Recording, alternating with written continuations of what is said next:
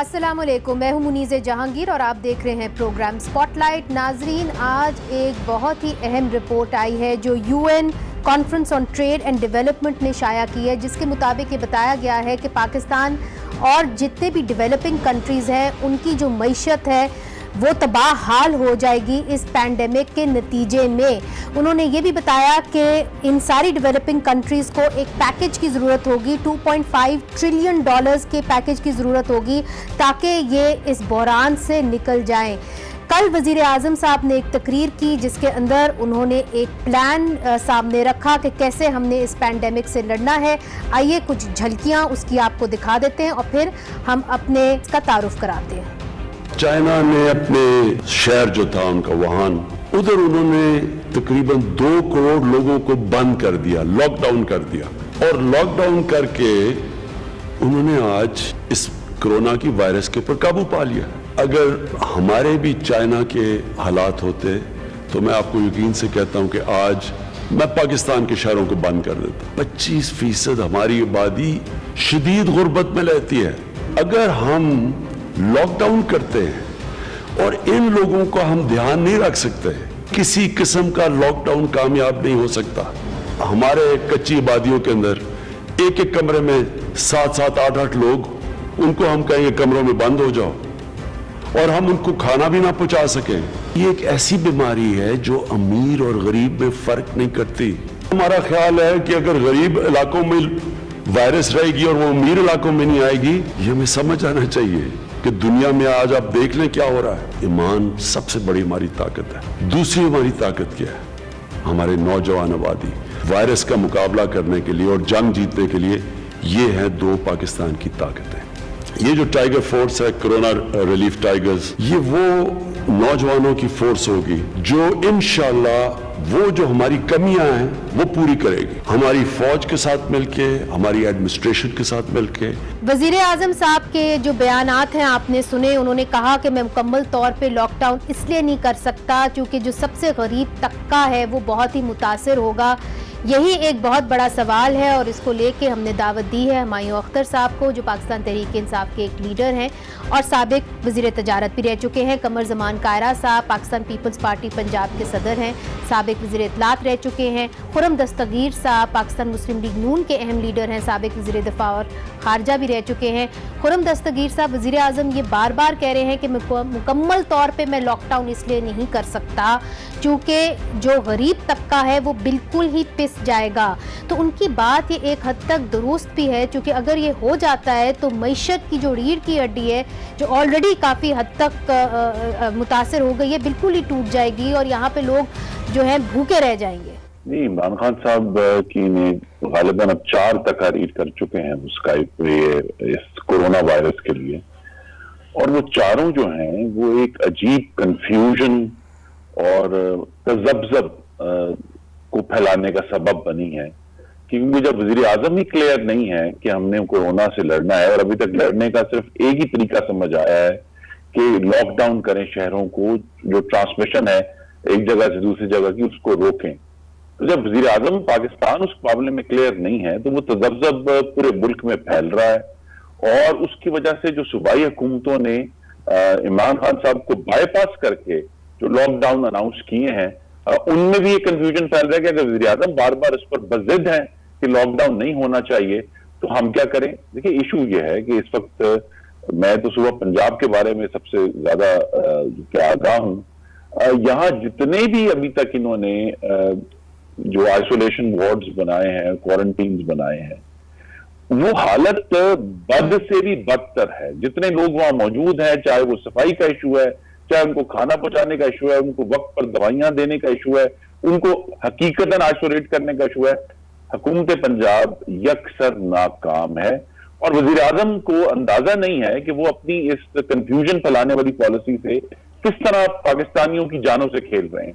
मसलन उनका ये फरमाना कि जी पाकिस्तान तो चूंकि नौजवान है तो हम निमट लेंगे, तो पाकिस्तान में जो 2 लाख लोग जो बहुत उम्र के हैं और वल्नरेबल हैं उनको हम वैसे ही छोड़ देंगे कि जी ठीक है ये तो अल्लाह की मर्जी थी। हुमायूं अख्तर साहब, आपकी जानिब आऊंगी। जो खुर्रम दस्तगीर साहब ये कह रहे हैं कि एक कंफ्यूजन है गवर्नमेंट के पॉइंट ऑफ व्यू के अंदर, आप लॉकडाउन कह तो रहे हैं मगर आप साथ साथ ये भी कह रहे हैं कि हम मुकम्मल तौर पे लॉकडाउन नहीं कर सकते। अब मैं अगर आपको एक एग्जांपल दूं, अगर आप समझते हैं कि यहाँ पे इस लॉकडाउन के नतीजे में जो गरीब है उनके पर कोई असर नहीं हुआ तो ये गलत है। अगर आप सड़कों पे जाएं, चूँकि हम तो रिपोर्टिंग करते हैं, हमें बाहर जाना पड़ता है, किसी का काम इस वक्त नहीं चल रहा, सन्नतें जो हैं वो बंद हैं और जो गरीब हैं इस वक्त वो इस वक्त डेस्परेट हैं, उनको समझ नहीं आ रही कि उनकी अगली रोटी कहाँ से आएगी। तो ये जो पार्शियल लॉकडाउन है ये तो वैसे ही तबाही फेर रही है, तो अगर आप एक तरीके से आप इसको एक ऑर्गेनाइज तरीके से करेंगे तो शायद इतनी कम देर के लिए करना पड़े और जल्दी खुल जाए मामला। ये पहले तो एक बात हमें क्लियर हो जानी चाहिए कि दुनिया का इस वायरस को कंट्रोल करने के जो टेस्टेड मॉडल्स हैं वो सोशल डिस्टेंसिंग है, वो स्टे एट होम है और लॉकडाउन होते हैं कुछ अरसे के लिए, जो एक्सपोनेंशियल ग्रोथ रेट है उसको पहले लेवल फ्लैट करता है और फिर नीचे आना शुरू होता है। That's the established model of the world, that is what we are trying to do. मुझे समझ नहीं आ रही कि कंफ्यूजन किस जगह पे है। इस वक्त नेशनल कमांड अथॉरिटी बन चुकी है, जो रेलेवेंट मिनिस्ट्रीज हैं और प्रोविंशियल मिनिस्ट्रीज उसके नीचे आ चुकी हैं। NDMA पूरी दुनिया में एक्टिव है और वो साजो सामान बिजली की तेजी से खरीद के, चाहे वो वेंटिलेटर्स हो या टेस्ट किट्स हो, वो पाकिस्तान में ला रहे हैं। इधर बेड्स बढ़ाए जा रहे हैं, जो दुनिया तैयारी जिस तरह करती है वो हम कर रहे हैं। अब कमर जमान कारा साहब, ये जो 1.13 ट्रिलियन पैकेज है, जिस तरह के हुमायूं अख्तर कह रहे हैं कि ये काफी है, हम इससे ज्यादा और कर भी क्या सकते थे? देखिए, पहली गुजारिश है कि हुकूमत के मसाइल कितने हैं हमें भी इस बात से आगाही है, सारी कौम को है। हम गवर्नमेंट से ये मुतालबा नहीं कर रहे कि आप कोई 2000 अरब का डॉलर का कोई पैकेज अनाउंस क्यों नहीं कर रहे। यकीनन हमारा एक ब्लेस्ड रिसोर्सेज वाला मुल्क है और जिन हालात में गवर्नमेंट फैसले कर रही है, इनके हाथ बंधे हुए हैं और इन्होंने और कर्ज भी उठाना है बैंकों से, आलमी इदारों से मिलने वाली इमदाद है या लोकली इमदाद थोड़ी बहुत अगर आ गई और कर्ज उठाना पड़ेगा और अपने रिसोर्स पूल को, जो हमारा बजटेड पूल है, उसको डाइवर्ट करना पड़ेगा टूवर्ड्स दिस क्राइसिस। लेकिन गुजारिश ये है कि इस पे हकायक कौम के सामने रखते चले। मतलब आपने गंदम प्रिकोर करनी है, हर साल करते हैं, इस साल भी आपने करनी है, तो आप किसान को कोई एहसान तो नहीं कर रहे कि आप 250 अरब रुपए का पैकेज आपने कहा जी पैकेज का हिस्सा है, वो तो आप हर साल करते हैं।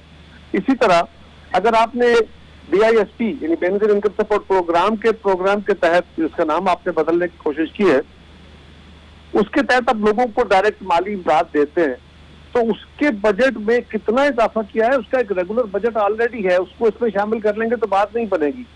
आपने 100 अरब रुपया अगर इंडस्ट्री का या जो हमारे एक्सपोर्टर्स हैं उनका जो टैक्स रिफंड है जो कई 100 अरब है, उसमें से 100 अरब अगर आपने देने का फैसला किया है तो ये तो उन्हीं का पैसा है जो ऑलरेडी वो मुतालबा कर रहे हैं और आपकी हुकूमत 2 साल से करिए हम आपको दे रहे हैं।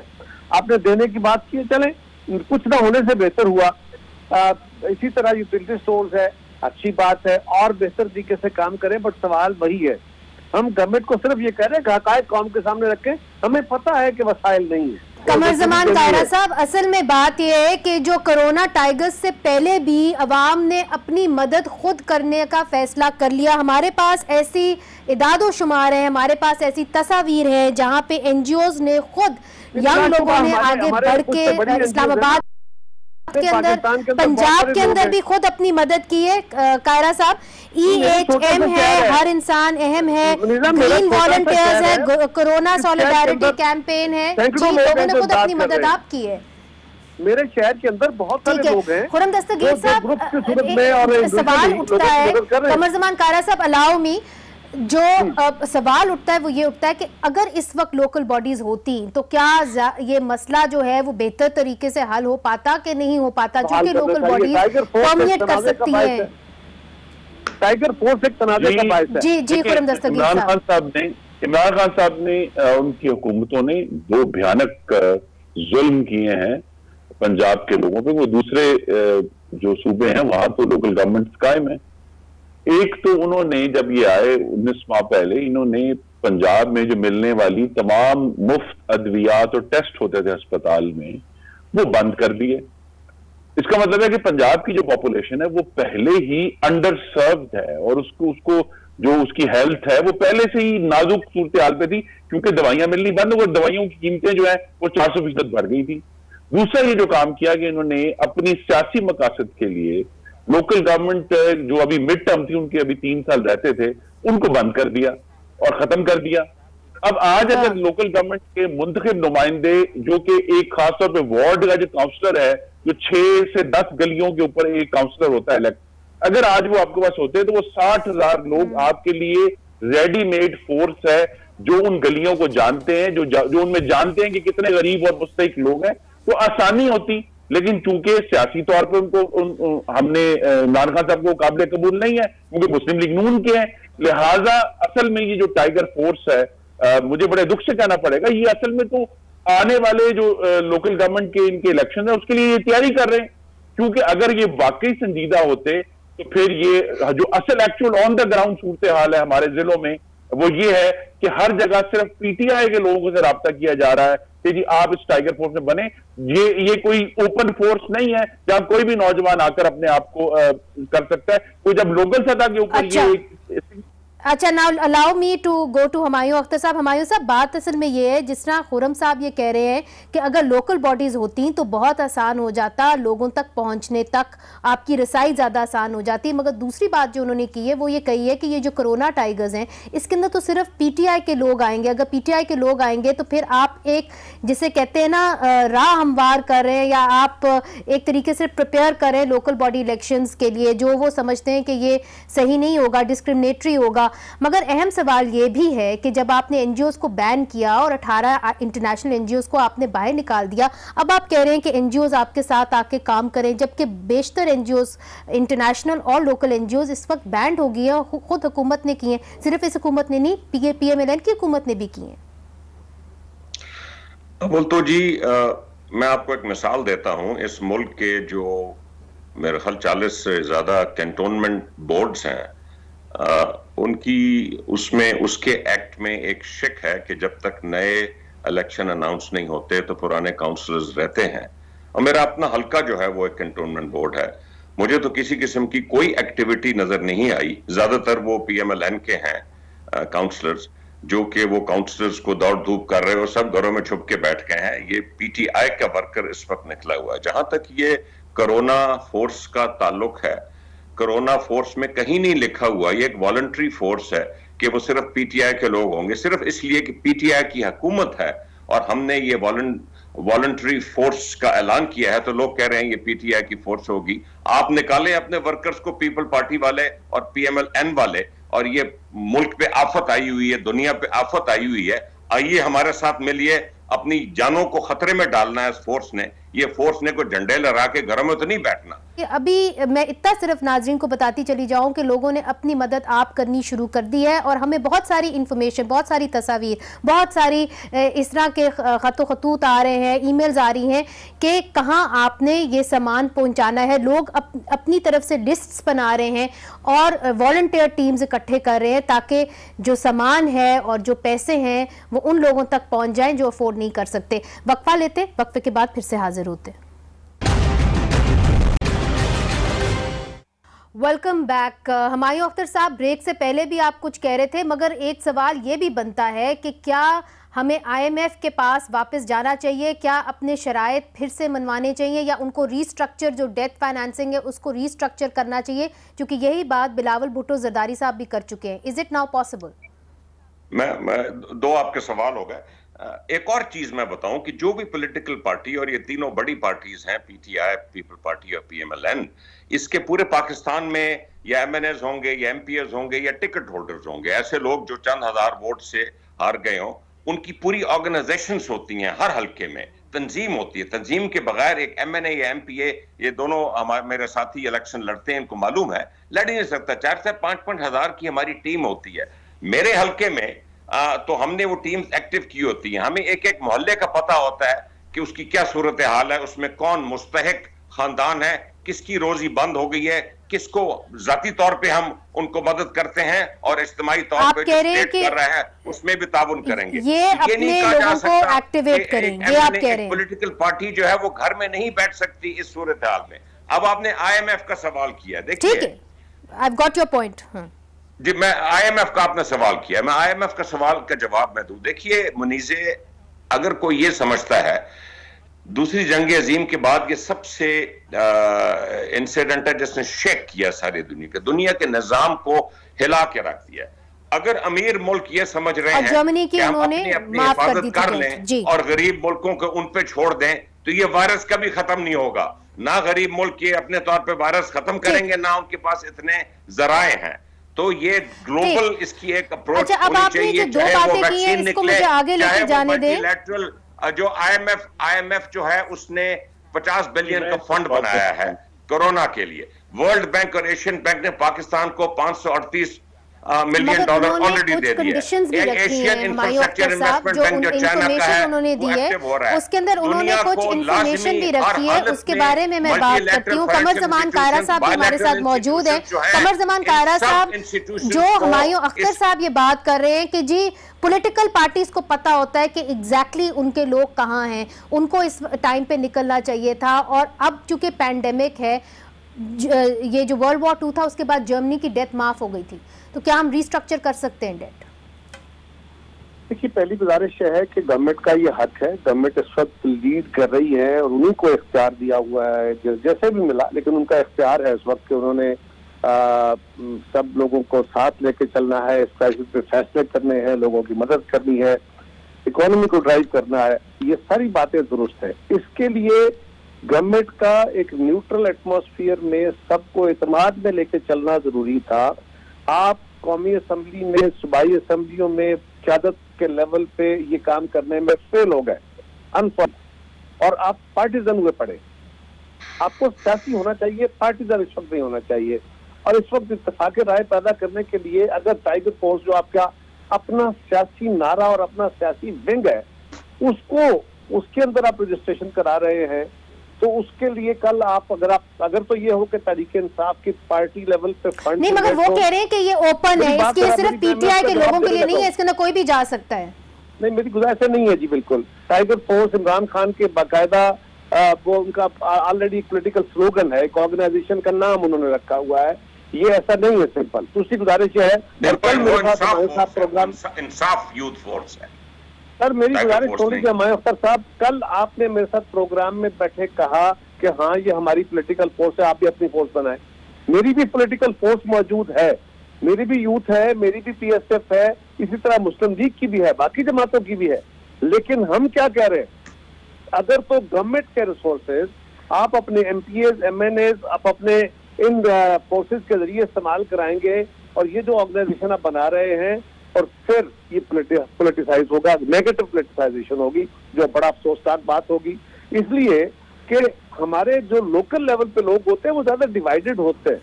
वहां जिस भी जमात का बंदा बैठा होगा वो अपनी जमात के लोगों को सपोर्ट करेगा, दीगर जमात के लोग उससे इग्नोर होंगे, और ये एक लोअर लेवल पे, गली मोहल्ले के लेवल पे, गांव के लेवल पे ये डिवाइड को और वाइडन करेगा, जो नुकसानदेह होगा आने वाले दिनों में। बहरहाल ये आपका फैसला है, हम इसको कंडेम कर रहे हैं। हम क्या कह रहे हैं, हम कह रहे हैं जो आपके पास इलेक्टेड बॉडीज है उनको बहाल कर ले। आपने पंजाब के अंदर जो लोकल बॉडीज के निजाम को खत्म किया, आज आपने 9 महीने के लिए उसको फिर फर्दर पेंड कर दिया उसके इलेक्शन को, तो फिर उनको बहाल कर दें और उनसे काम ले और उनको फंड ना दे चले। और आप कहेंगे कि जब नहीं, जाहिर है इस वक्त तो इलेक्शंस नहीं हो सकते। अच्छा, इसके पर हुमायूं साहब ये मुमकिन है कि हम लोकल, कायरा साहब एक सेकंड, ये आपने जो बात की, I need a response from Humayun साहब। हुमायूं साहब, ये मुमकिन है कि लोकल बॉडी इलेक्शंस ना हो मगर हम जो करंट लोकल बॉडीज हैं उनको बहाल कर लें, ये सोच सकते हैं? इसके बारे में इसको तो कोई अदालत ही बहाल अगर करे तो करे। अच्छा, कवानीन में तो ऐसी कोई बात नहीं है। देखिए उसमें खैर अदालत में ये मामला गया भी हुआ है, अदालत ने इसको खत्म नहीं किया था, हुकूमत ने किया था एग्जेक्टिव ऑर्डर से, वो एग्जेक्टिव ऑर्डर वापस लिया जा सकता है। वो दिया जा सकता है खुरम साहब। नहीं, वो हम तो नहीं लेंगे अदालत, हमारे पास तो हमारे पास तो पंजाब हुकूमत ने बाकायदा डेट दी थी कि हम इस डेट को इलेक्शन कराएंगे, एमएनएस और टिकट होल्डर्स की फोर्स मौजूद है और पीएमएलएन के पास भी है और पीपल्स पार्टी के ऑर्डर जो है वो पाकिस्तान तहरीक इंसाफ वापस ले सकती है। सवाल और है यार, सवाल और है, सवाल ये है वापस ले सकती है, आप वो जो एमएनएस एमपीएस या हारे हुए या जीते हुए की है, क्या उनको आप सबको पैसे देंगे? क्या आप सबको सामान देंगे कि वो जाके लोगों को दे सके? आप काम करने वाले बने, सामान मिल जाएगा, सामान इधर साहब मैं आपको दावे से कह रहा हूँ, आप ये आपके बस रोगी नहीं है, आप कौमी पहले बर्बाद कर बैठे, इसको और खराब करेंगे। बहरहाल करिए, आपका हक है, इस वक्त आपको हुकूमत दी हुई है जिन्होंने भी दी है। मेरा सवाल यह है कि ये जो IMF के पास जाने का इशू है, गवर्नमेंट को जाना चाहिए। दुनिया में सरमायादारी निजाम के बहुत सारे कोड ऑलरेडी जाहिर हुए हैं और क्राइसिस पैदा होते, 2008 में क्राइसिस आया था, 2013-14 में क्राइसिस आया था।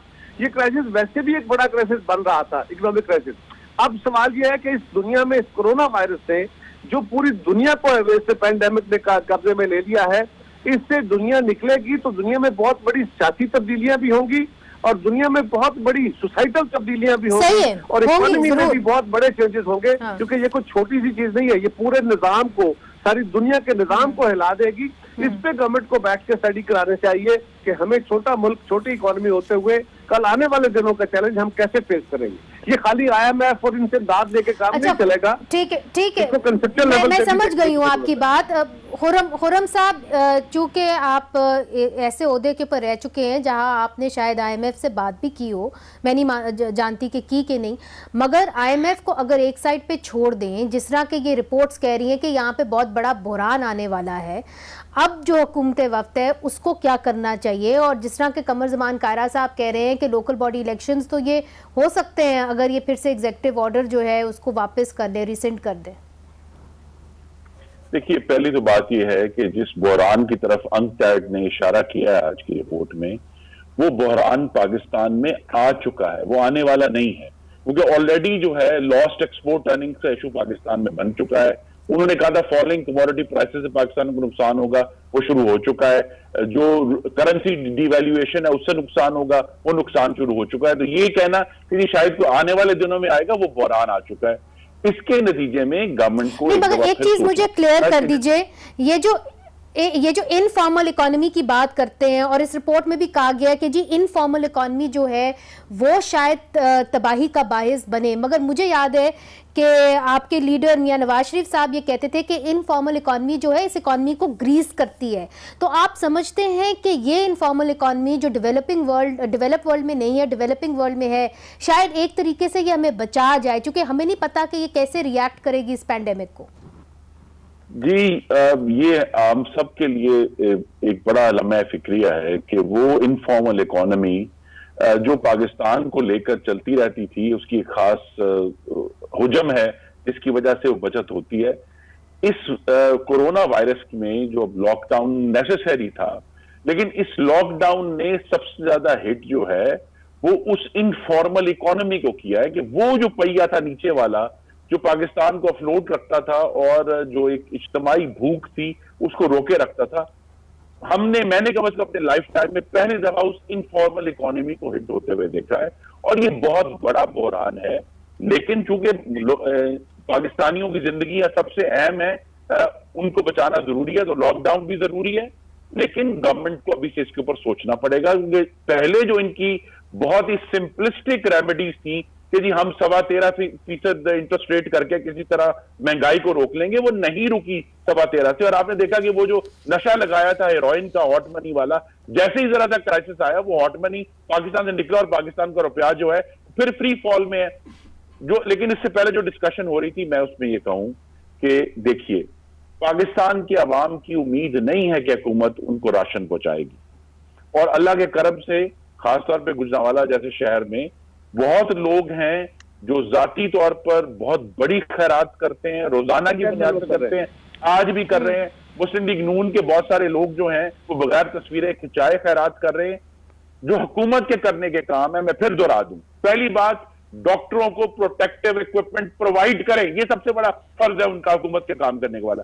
दूसरा, मास टेस्टिंग करें जो अभी तक नहीं कर सके। तीसरा, यूटिलिटी स्टोर्स को जो है पूरी तरह स्टॉक करें। चौथा, पंजाब में 50% डॉक्टरों की वैकेंसी खाली पड़ी है, उनको फिल करें। और पांचवा, ये जो मौत के वार्ड खोले हुए हैं जिनको आइसोलेशन वार्ड करते हैं, खुदा के लिए वहां अपना इंतजाम बेहतर करें। जी जरूर हुमायूं साहब। राशन हम अल्लाह के करम से पाकिस्तान की मुआशरे में इतनी खैरात मौजूद है कि हम राशन दे देंगे। नाजरीन दे लेते हैं छोटा सा वक्फा, वक्फे के बाद फिर से हाजिर होते हैं। वेलकम बैक नाजरीन, आप देख रहे हैं प्रोग्राम स्पॉटलाइट। हुमायूं साहब, एक और सवाल और बड़ा अहम है। मुझे पता है आप इकॉनमी को अच्छी तरीके से देखते हैं, मगर ये जो मदारिस और मस्जिदें बंद नहीं हो रही, इसके नतीजे में कोरोना वायरस फैल रहा है। जिस तरह के हमने देखा कि कल ही 27 ऐसे लोग हैं तबलीगी जमात के जिनका जो टेस्ट है वो पॉजिटिव आया है। तो अगर ये इस तरह मामला चलता रहा तो ये फैलता जाएगा और आपके लिए कंट्रोल करना मुश्किल हो जाएगा, जिसका बराह रास्त असर मईशत पे पड़ेगा। इस पे आप क्या कहेंगे? जी, मैं खुर्रम की बात का जवाब दे दूं। देखिए, इस वक्त मुनीज़े हमें ये रियलाइज करना चाहिए कि पूरा अमेरिका, पूरा यूरोप जो है वो इस वबा में जकड़ा हुआ है। कोई मुल्क किसी को कोई शक नहीं, कुछ सामान नहीं दे रहा, ना प्रोटेक्टिव गियर दे रहा है, ना मास्क दे रहा है, ना टेस्ट किट्स दे रहा है, ना वेंटिलेटर्स दे रहा है। उनको अपनी फिक्र पड़ी हुई है। रहस्य है कि इस वक्त चाइना जो है वो सारे के सारे ममालिक चाइना में पहुंच रहे हैं। चाइना में वेंटिलेटर की कीमत सुबह $20,000 होती है और शाम को $30,000 होती है। पाकिस्तान को ऑब्वियसली इस वक्त चाइना में एज है, क्योंकि हमारे ताल्लुकात ऐसे हैं। पाकिस्तान को इस वक्त सबसे ज्यादा इक्विपमेंट मिल रहा है और ये सारी चीजें जो मैंने जिक्र किया, ये स्पेशल फ्लाइट से, स्पेशल एयरफोर्स की फ्लाइट से पाकिस्तान में पहुंचाई जा रही हैं। और जहां तक मैं मुख्तसरन और बताऊं कि 100% IMF के पास हर मुल्क जाएगा, ना सिर्फ पाकिस्तान। अपना जो पैकेज है उसको रीनेगोशिएट करेगा, अपनी टर्म्स को रीनेगोशिएट करेगा। हमारे जितने बायलैटरल मल्टीलैटरल डेट्स हैं वो रिस्ट्रक्चर होंगे, ना सिर्फ हमारे, सारी दुनिया के होंगे। मैंने एक बड़ा अहम फिक्रा कहा है, अगर ये अमीर ममालिक समझते हैं और इनकी जो एजेंसीज हैं मल्टीलैटरल कि ये हम अपनी वबा दूर कर लेंगे और बाकी दुनिया की फिक्र नहीं, तो ये वबा कभी दूर नहीं होगी। इसमें दुनिया को साथ लेके चलना होगा। हुमायूं साहब, तबलीगी जमात के ऊपर जरूर कोई ना कोई स्टेटमेंट दें, क्योंकि सिंध के अंदर उन्होंने एक पहला नालायकी से निगोशिएट किया था, ये अगला कैसे निगोशिएट करेंगे? और मुझे याद आ जाता है कि आखिरी दफा जब टाइगर फोर्स को हमने सड़कों पर देखा था, वो दिन था जब पार्लियामेंट का जंगला टूटा था और PTV पर डंडों से कब्जा हुआ था। टाइगर फोर्स से तो हमें डर ही लगता है। ओ खुर्रम, हर पार्टी में टाइगर फोर्स होती है। आपकी पार्टी में भी मुझे पता है टाइगर फोर्स है। नहीं, हमने तो अच्छा हुमायूं साहब, ये तबलीगी जमात के ऊपर आपका रिस्पांस है? उसको स्टेट की तरफ से सपोर्ट ना फराहम करें, पार्टियों तक रहने दें। जी, मैं देखिए मुनीज़े, इस्लाम एक इंस्टीट्यूशनल रिलीजन नहीं है। हमारा कोई पोप और वेटिकन और बड़े बड़े चर्चेस नहीं है। हम तो सऊदी अरेबिया की तरफ देखते हैं और जामिया अज़हर जो है उसकी तरफ देखते हैं, और हमारे जो मुख्तलिफ उलमा की तंजीमें हैं उस तरफ देखते हैं। और मैं सिर्फ ये कहूंगा कि बड़ी तेजी से हुकूमत को इन सब से मिलके एक कंसेंसस बना के आगे चलना चाहिए। ठीक है, आखिरी बात कायरा साहब, कंक्लूडिंग रिमार्क्स आपसे वो ये है कि बहुत सारे लोग माजी में भी ये कहते रहे कि आप डिफेंस बजट के ऊपर कम खर्च करें, आप लोगों की फैलाव बहबूद के ऊपर ज़्यादा खर्च करें। जिस मरले से आज हम गुजर रहे हैं, आपको लगता है कि अब इसके ऊपर भी बात होनी चाहिए कि लोगों की सेहत के ऊपर, लोगों की एजुकेशन के ऊपर ज़्यादा खर्च किया जाए, और जो इतनी बड़ी बड़ी एक्सपेंसिव आमीज़ हमने इकट्ठी और बनाई हुई हैं उसके ऊपर कम खर्च किया जाए? मुझे बिल्कुल ये बात अब मैं इस पे करता हूँ। छोटी सी गुजारिश ये है कि हुकूमत वक्त को चाहिए कि वो लोगों के अंदर इत्तेफाक राय बनाए, तोड़ न करे। और यकीनन हमें हमारे शहरों में, छोटे छोटे शहरों में भी लोगों की मदद कर रहे हैं, करेंगे, आइंदा भी करेंगे। गवर्नमेंट अपने जो काम करने वाले हैं उनको गेयर अप होके, हाँ आप टाइगर फोर्स बना के रखिए, उनको इस्तेमाल कीजिए, लेकिन अपनी पार्टी की हद तक उनको स्टेट स्पॉन्सर न करें। ये हमारा गुजारिश है। और दूसरी गुजारिश ये है कि हम एक इस्लामी मुल्क हैं, लेकिन सऊदी अरब में खाना काबा और मस्जिद नबी बंद कर दी गई। बाकी ममालिक में मसाजिद के अंदर नमाज उन्होंने बंद की है। जामे अजहर का फतवा आ चुका, लेकिन हमारे उलमा कराम आज भी अपनी जगह पे सजद है और पंजाब सिंध गवर्नमेंट उस पर लीड ले ली है, बाकी सूबे अभी नहीं कर पा रहे, कल ये भी करेंगे। तीसरी तो गुजारिश है कि जो आपने कहा इस वक्त हमें करना क्या चाहिए, मेरा ख्याल ये है कि हुकूमत को कंसेंसस बिल्डिंग की तरफ जाना चाहिए था, इनको अपनी जिम्मेदारी अदा करनी चाहिए थी। मैं सॉरी, आपने मुझसे एक स्पेसिफिक सवाल पूछा था, मैं मिस कर गया। जी, मैंने आपसे ये सवाल किया था कि डॉक्टर भी बैठे हुए हैं, सपोर्ट करना डिफेंस चाहिए, मिनिस्टर रह चुके हैं जी। हाँ, हमारे जो डॉक्टर्स हैं, हमारे जो पुलिस वाले हैं, हमारे जो सिपाही हैं, हमारे जो फौजी हैं, उन सबको हमें अप्रिशिएट करना चाहिए।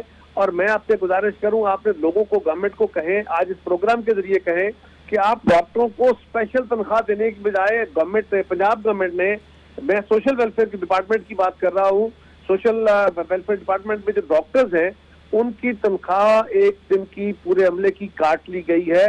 बाकी महकमों से तनख्वाहें काट के डॉक्टरों की तनख्वाहों में इजाफा कर रहे हैं। इस तरह की खबरें आ रही हैं। कायरा साहब, आखिरी सवाल मैं चाहूंगी, चूंकि प्रोग्राम का वक्त अब बिल्कुल खत्म हो गया है। मेरे साथ खुर्रम दस्तगीर साहब भी हैं। खुर्रम साहब, क्योंकि आप डिफेंस मिनिस्टर रह चुके हैं, अब आपको लगता है कि एक थिंकिंग शायद चेंज हो जाए, अब हम शायद ज़्यादा खर्चें अपनी सेहत के ऊपर, अपनी तालीम के ऊपर बनिस्बत डिफेंस के ऊपर? जी, सोच तो ये बहुत अरसे से है, पाकिस्तान में ये कोई नई सोच नहीं है, पर क्या हुकूमत के पास वो बालिग नजरी और समझ है कि वो ये कर सकें? अभी तक तो ऐसी कोई एविडेंस नहीं आई। मैं फिर ये कहूंगा कि हुकूमत, इमरान खान साहब की अपनी जाती अना और बेहिसी जो है, उसने जो नेशनल कंसेंसस था उसको पैदा होने ही नहीं दिया इस सारे मामले में। तो अगर तो वज़ीर आज़म अपनी अना को साइड पर रखें और अपोजिशन पार्टी से बात करें, उनको लेकर चलें, तब ये तमाम एजेंडास जो हैं, जो चाहे आप उसे मिसाक मईशत कह दें या पाकिस्तान को किस तरह आगे लेकर चलना है वो कर दें, तो उसके ऊपर आसानी हो जाएगी। लेकिन यहाँ तो वो तैयार ही नहीं है। बहुत बहुत शुक्रिया खुर्रम दस्तगीर साहब, हमायूं अख्तर साहब, कमर जमान कायरा साहब, आपने हमें ज्वाइन किया। तो नाजरीन, कमर जमान कायरा और खुर्रम दस्तगीर साहब का ये कहना है कि हुकूमत को अगर आगे बढ़ना है तो कंसेंसस के साथ बढ़ना चाहिए और बढ़ना चाहिए था। उनका ये भी कहना है कि अगर लोकल बॉडी इलेक्शंस हो जाते या लोकल बॉडीज इस वक्त फाल होते तो ये मामलात जो हैं ये इस तरीके से बदतर नहीं होते और कोरोना टाइगर्स की जरूरत ही ना पड़ती। आज के लिए नाजरीन इजाजत दीजिए, खुदा हाफिज।